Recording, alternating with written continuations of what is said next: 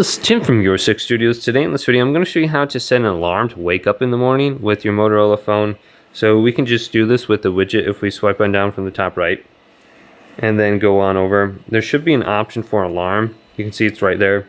We can go to the edit option and we can move it to a different location now too.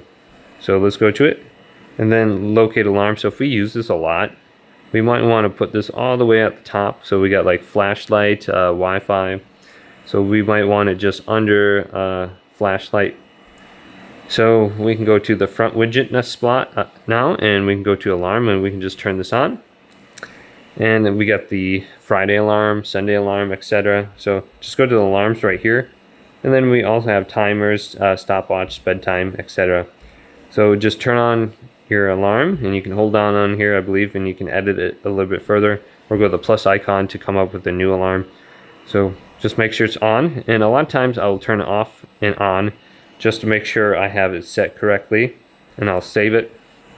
And a lot of times it'll say your alarm is set for 5 days, 17 hours, so it'll tell you how long until it goes off. So just look at that as an option. Hopefully this video did indeed help you out. If it did, leave it a big thumbs up and subscribe to my channel down below.